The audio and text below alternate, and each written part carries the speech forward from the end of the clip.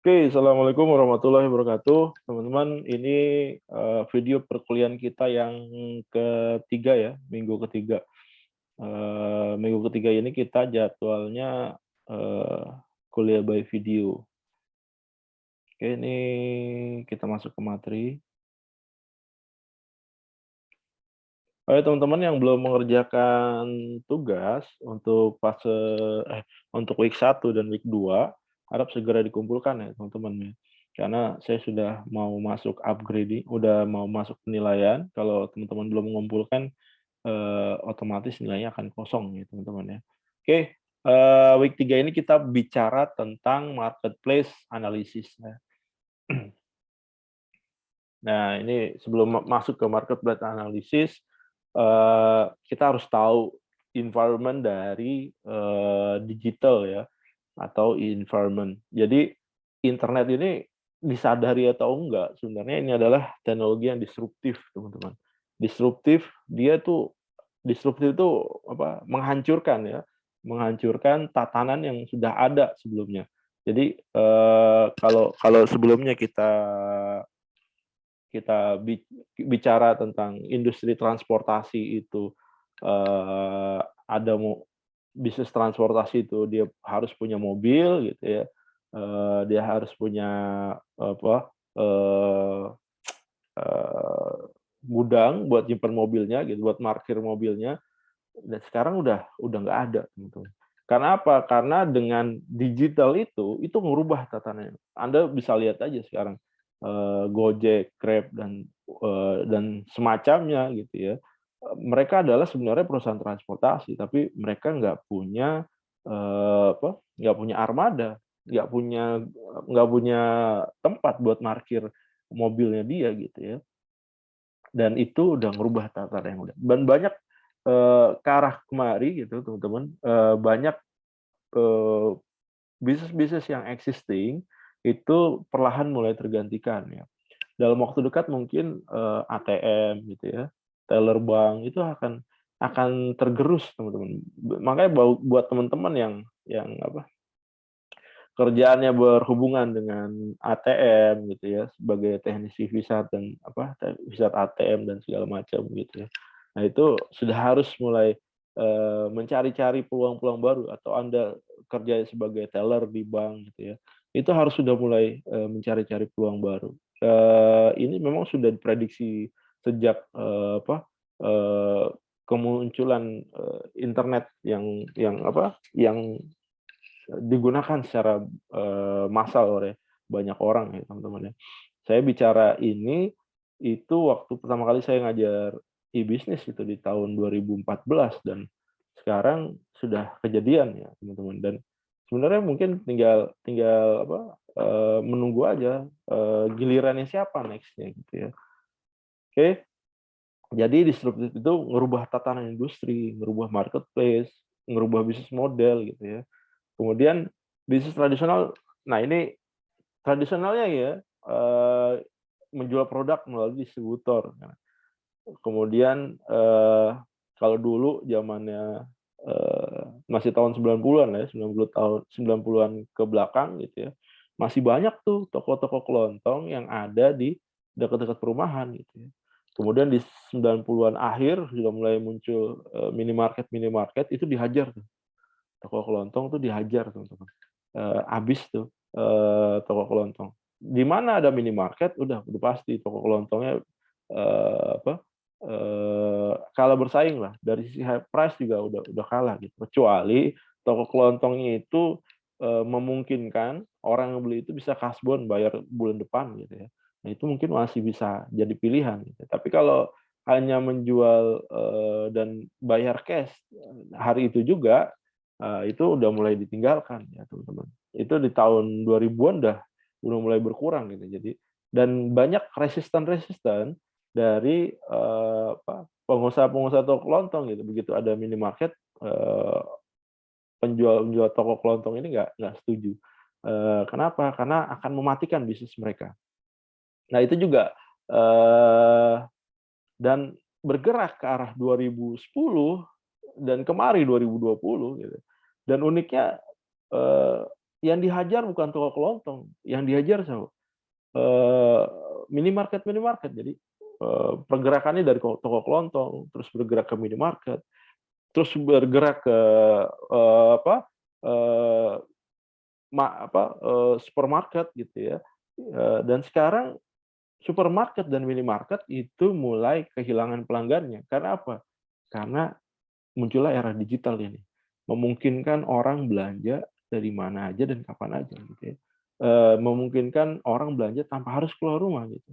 Dan, dengan tawaran-tawaran yang memang, harga yang lebih murah, kemudian, dibandingkan minimarket ya, harga lebih murah, kemudian dia nggak harus capek-capek keluar gitu ya. Nah itu jadi, eee titik balik juga jadinya, ngerusak juga tuh, minimarket, supermarket. Sampai saat ini gitu ya, sampai saya buat sampai kuliah ini gitu ya, itu udah banyak supermarket yang tutup ya. Sebetulnya kayak Giant, Hero itu udah tutup dan soon mungkin akan ada lagi, supermarket atau minimarket yang akan tutup gitu ya. Karena apa? Karena, revenue-nya nggak sebanding gitu ya. Bahkan sekelas-kelas minimarket gitu ya, itu kan franchise ya teman-teman ya, franchise dan para orang-orang yang franchise itu juga ngerasain udah nggak profitable ya teman-teman ya. Dia mendapatkan untung per tahunnya itu hanya cukup untuk, operasional aja gitu. Jadi nggak ada keuntungan, yang bisa didapat dari situ. Nah itu juga akan menjadi, kebalikan lagi nih posisinya nih gitu ya. Mungkin ke depan ini minimarket, supermarket itu akan tereduksi gitu ya. Kalau dia nggak merubah konsep bisnisnya dan menyesuaikan dengan kondisi yang ada, maka dia akan tereduksi. Tapi, nanti akan muncul-muncul pemain-pemain baru yang memang base, bisnisnya itu berdasarkan digital, ya gitu teman-teman. Nah untungnya Anda adalah, orang-orang yang, kuliahnya di lingkungan ini teman-teman. The next market adalah, digital gitu ya, dan Anda sudah ada di, line yang tepat itu untuk mengembangkan, pola pikir Anda untuk mengembangkan, apa yang Anda ketahui menjadi sebuah prospek-prospek bisnis ya teman-teman ya. Jadi, nah ini dan boleh jadi nanti, sub-sub distributor itu adalah, toko kelontong yang lama ya teman-teman, menjadi sub distributornya itu. Nah, dan boleh jadi juga, dia nggak perlu lagi sub distributor, langsung ke distributor utama. Distributor utama, udah jualan sekarang, udah jualan langsung ke market gitu ya. Kalau Anda simak, channel atau toko-toko online yang ada di Tokopedia, Bukalapak, Lazada gitu, Shopee gitu ya. Dan itu ada beberapa toko yang memang langsung dari fabrikasinya langsung gitu dan itu memungkinkan, teman-teman. Nah ini, industri-industri yang mulai terdampak ya, musik udah pasti, berita, pendidikan ya, pendidikan nih next ya ini kan kita udah di era digital nih teman-teman, mungkin, next-nya akan berubah apa lagi nih, kalau memang, fungsi dosen itu bisa diganti dengan robot mungkin akan jadi robot gitu, atau mungkin satu dosen itu memberikan kuliah seperti ini, tapi mahasiswanya banyak, ada dari, beragam kampus. Jadi dosen itu hanya sebagai penyedia konten atau penyedia materi. Jadi dia jual materi aja tuh ke siapa, ke para universitas gitu yang mau beli materinya dia. Nanti, oh, mahasiswa-mahasiswa yang, mengambil mata kuliah tersebut gitu ya, nanti tinggal diinjek aja tuh materinya, rekamannya seperti ini gitu ya, teman-teman ya. Eee, bera Mungkin next-nya, proporsi dosen itu nggak perlu dosen banyak gitu ya, teman-teman ya.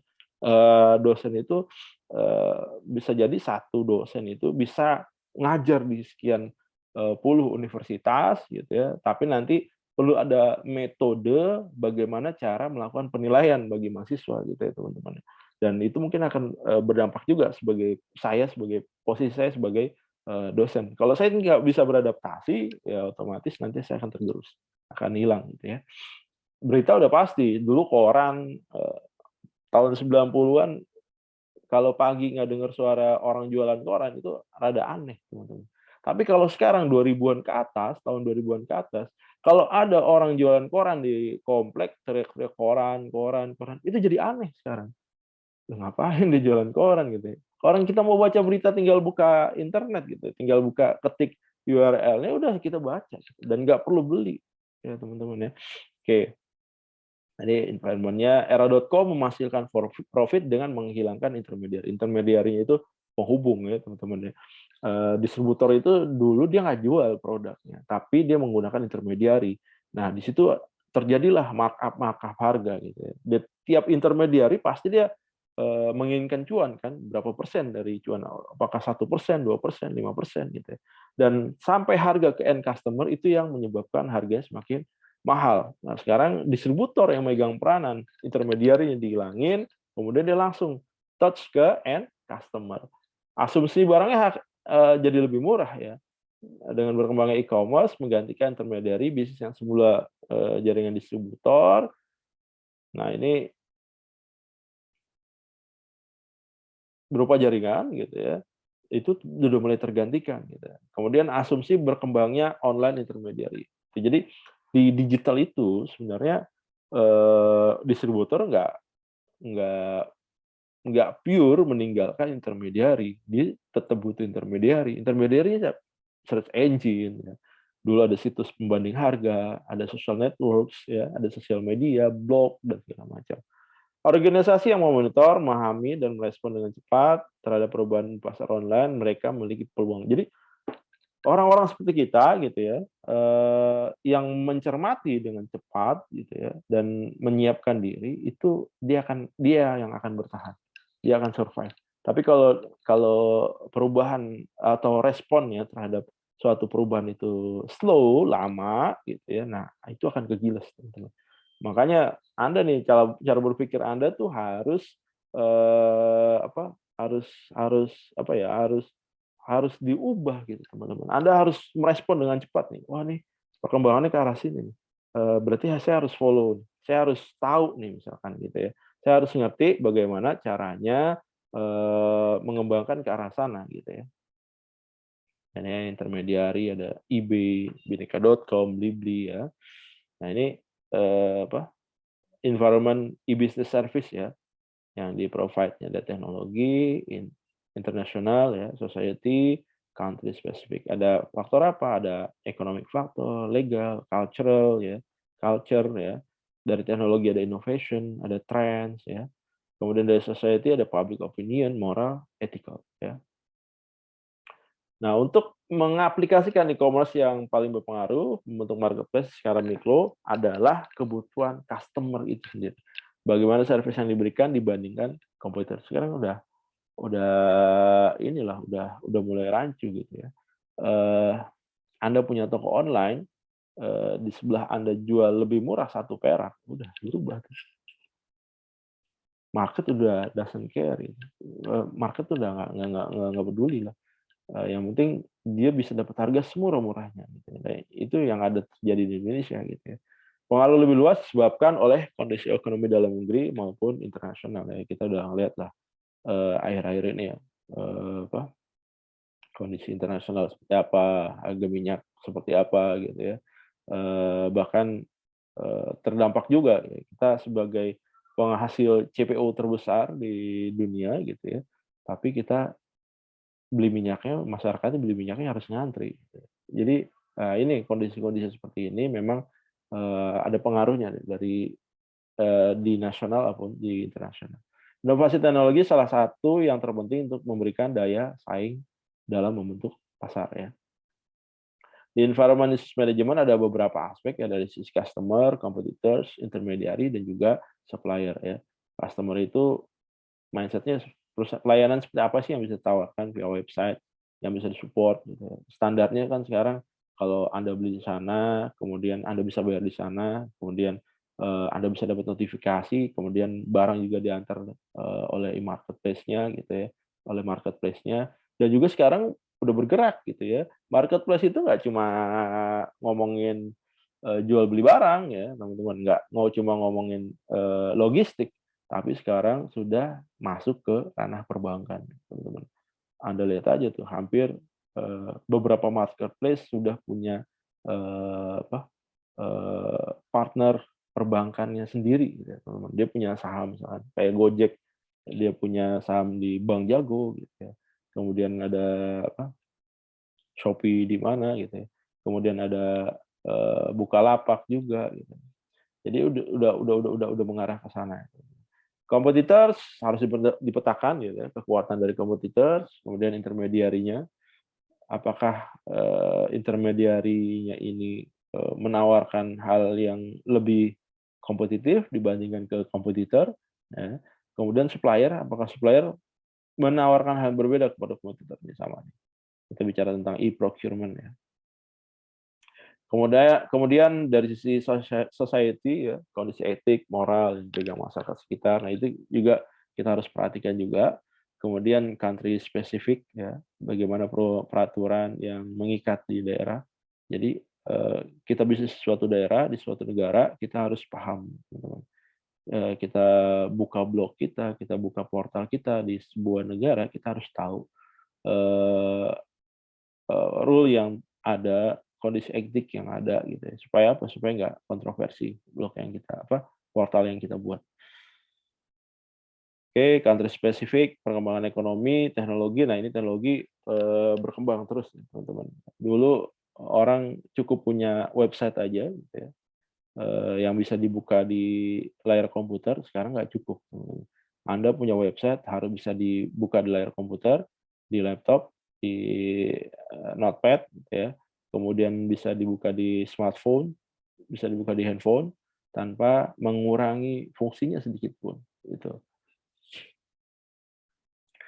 Oke, kemudian ada e-commerce marketplace, ada B2B, B2C.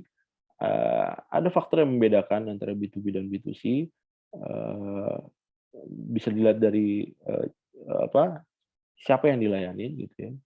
Biasanya kalau kita bicara B2B itu biasanya kuantitinya besar, tapi frekuensi pemesanannya lebih sedikit teman-teman ya. Tapi kalau kita bicara B2C, kuantitinya kecil, frekuensi pemesanannya banyak gitu ya. Ada orang jualan suatu barang gitu ya. Kalau dia melayani market B2B mungkin dia nyiapin barang satu kontainer udah masukin gitu. Tapi kalau misalkan bicara tentang B2C bisa jadi dia bicara tentang ribuan paket yang dikirimin dan itu setiap paketnya itu punya alamat pengiriman yang berbeda-beda. Jangan pernah meng-underestimate B2B karena memang walaupun dia jarang pesan tapi sekali order dia besar ya kuantitinya. Institusi e-commerce, nah ini bukan mulai digandrungi lagi ya. Kita dulu zamannya eBay, Kaskus, ya Toko Bagus, sekarang udah nggak ada nih, udah beberapa Kaskus udah ditinggalkan, Toko Bagus udah nggak pernah kedengeran. Mungkin Anda nggak tahu ya, Toko Bagus itu apa gitu. Blibli.com masih ada, cuma mungkin orang udah beralih ke layanan e-commerce yang memang lebih banyak ngasih promo ya teman-teman ya. Nah ini karakteristiknya, nanti Anda tinggal baca ya. Kalau B2C low to medium, B2B high to very high. Nah ini yang emerging saat ini ya, social networks dan masih dari beberapa 10 tahun terakhir ini atau 20 tahun terakhir lah ya. Semenjak era munculnya Facebook, kemudian muncul Twitter, Instagram, kemudian TikTok dan sekarang, nah ini udah emerging hot gitu ya, dan masih menjadi primadona nih orang memasarkan produknya di sana gitu ya, karena memang medianya gratis, marketnya banyak di sana ya. Perusahaan harus mengontrol karyawannya, masih penting nggak? Dulu zaman saya kerja tahun 2000-an itu perusahaan masih ngontrol karyawan itu ya. Saya dibatasin dalam menggunakan sosial media gitu. Kalau Anda kerja di bank juga dilakukan hal yang serupa gitu ya. berapa kali frekuensi Anda membuka sosial media itu dibatasin. Tapi sekarang gimana nih kondisinya? Tanpa orang mengakses jaringan di kantor dengan internet sendiri juga nggak mahal-mahal amat gitu ya sosial media. Gitu. Jadi bukan suatu resisten. Nah ini online marketplace map ya, ada customer, intermediary, intermediary dari media sites, destination site, segala macam. Nanti saya jelaskan detailnya di pertemuan minggu depan ya. Online marketplace dalam media, ya ini penjelasan ya teman-teman ya, penjelasan dari online marketplace map yang ini. Nanti Anda tinggal baca tuh. Nih search intermediary ada Google, Yahoo ya. Di Cina ada Baidu, terus ada Yandex ya. Jadi intermediary media sites nih ada apa? Tokopedia, Shopee gitu ya, destination sites, review online marketplace, channel structures ya. Produsen punya lebih dari satu infrastruktur ya. Luasnya internet memungkinkan produsen bisa langsung berhubungan dengan customer ya. Tadi udah menghilangkan intermediary lah. Bahkan mungkin Anda atau saya atau mungkin Anda gitu ya, sudah pernah bertransaksi langsung dari distributor dan distributor itu melayani pembelian eceran gitu ya. Nah ini contohnya di luar ada vauxhall.co.uk, jadi UK part of General Motor. Tujuan utama websitenya bukan penjualan ya, tapi untuk meningkatkan brand awareness atau company profile. Contoh yang lain di Indonesia apa? Aqua. Itu aja Anda buka situsnya Aqua gitu ya. Apakah situs Aqua jualan produknya? Ya, udah lama nih nggak buka situsnya Aqua. Kita buka aja ya. Nah, ini Aqua. Tuh lihat. Informasi, charity ya. Coba kita lihat brand. Ada nggak harga produknya? Kalau dulu sih nggak ada. Nggak ada tuh. Dia nggak jualan di sini, teman-teman. Lebih ke arah apa? Brand awareness aja. Menciptakan image saja, ya kan? Inovasi, keberlanjutan, ya. Dia buat apa? Air gratis, gitu. Ya. Oke, ini online marketplace channel structures. Ini ada channel partner supplier, ada supplier, organisasi ya. Nanti ini akan saling terhubung ya. Nanti Anda tinggal baca. Nah, ini disintermediation. Jadi ada proses intermediary di sini. Disintermediation adalah menghilangkan intermediary ya. Intermediary yang dihilangin, kemudian dia langsung dari produsen langsung touch langsung ke customer. Ini ternyata begitu dia di digital, intermediary itu tetap dibutuhkan ya, ada proses re-intermediation. Cuma beda, dulu intermediary-nya adalah personal gitu ya, perusahaan-perusahaan yang kerja sama dengan produsen. Kalau sekarang adalah media-media, situs ya, sosial media dan segala macam, blog gitu ya. Nah ini ada multi channel marketplace ya. Ada offline journey, ini offline journey ya, standar yang Anda ketahui. Ada mix, jadi menggabungkan, ada word of mouth, ada search engine. Kalau ini search engine, ada search engine, online journey. Search engine dari sosial media juga bisa ya, masuk ke portal, book online, email, teks dan segala macam. Nah, bisnis model yang baru bisa jadi penting menunjukkan competitive advantage dibandingkan kompetitor ya. Apa hal yang harus diperhatikan dalam membuat bisnis model? Ada value proposition ya. Kemudian ada market, audience, pencapaian B2B, B2C, not all for profit ya. Revenue model and cost base gitu. Specific revenue yang dihasilkan dan perkiraan biaya yang akan dihabiskan dalam memasarkan ya. Ini apa yang ada di business model canvassing ya, competitive environment, value chain ya, representation in the physical dan virtual ya. Biasanya mix ya teman-teman, dan itu saling support saat ini. Mungkin next-nya cukup virtual world aja ya.